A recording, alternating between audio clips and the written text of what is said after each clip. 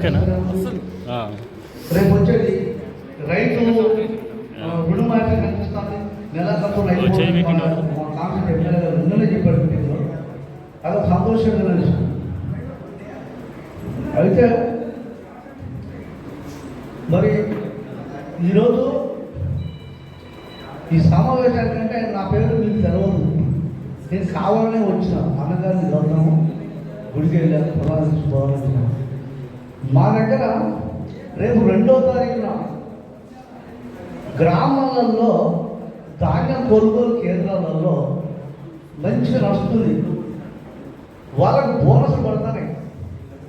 వాళ్ళే స్వయంగా వచ్చి ప్రెసిడెంట్ గారు మనం ర్యాలీ చేయాలి, పాలాభిషేకాలు చేయాలని అంటే నేను వాళ్ళకి డేట్ కూడా ఇచ్చాను. 2వ తారీఖు 3 గంటల డేట్ కూడా ఇచ్చాను.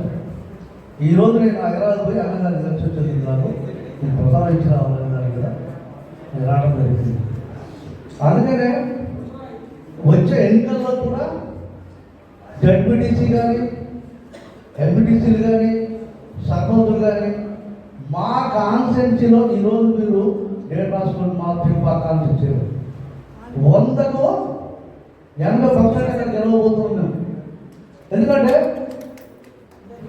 రేవంత్ రెడ్డి గారు పెట్టిన మేనిఫెస్టో, బట్టి గారు, మన కృషి గారు కష్టం ఇవన్నీ సమీకరిస్తే మంచిగా ఉంది. కాబట్టి వచ్చే ఎన్నికల్లో 80% వెళ్తాం తిరుపా కాన్స్టిట్యున్సీలో. పాలన డౌటే లేదన్నమాట. అట్టనే తెలంగాణలో అన్ని జిల్లాల నాయకులు వచ్చారు, అన్ని జిల్లాలకు వచ్చారు.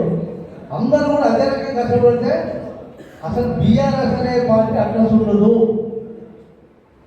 మా జిల్లాలో మా ఏరియాలో అసలు బీజేపీ లేదు. బీఆర్ఎస్ అంతకంటే లేదు, బీజేపీ అంతకంటే లేదు. వీళ్ళేదంటే పేపర్ ప్రకటన, పేపర్ స్టేట్మెంట్ తప్ప పరీక్ష తప్ప వాళ్ళు అసలు పార్టీ లేదు. మనకు డిపాజిట్ లేదు. పోయిన లక్షల్లో కూడా మా కాన్స్టిట్యూన్సీలో 5,000, 3,000, 4,000 గెలిచేది. మొన్న 35,000తో గెలిచాం మా కాన్స్టిట్యూన్సీలో. బల్లాయి నాకు కూడా 50,000 మెజార్టీ పెట్టాం. అట్టనే మా అందరం కన్నా సమిష్టంగా తెలంగాణ మొత్తం కష్టం అన్ని జిల్లా పరిషత్ మరి జడ్జి మరి ఎంపీ మరి అన్నీ మరి. కాబట్టి ఈ అవకాశం ఇచ్చేందుకు, ఎందుకంటే ఈ కార్యక్రమంలో మాకు అవకాశం దొరికేందుకు ఈ అవకాశం ఇచ్చిన పెద్దలకు నా ధన్యవాదాలు, నమస్కారం.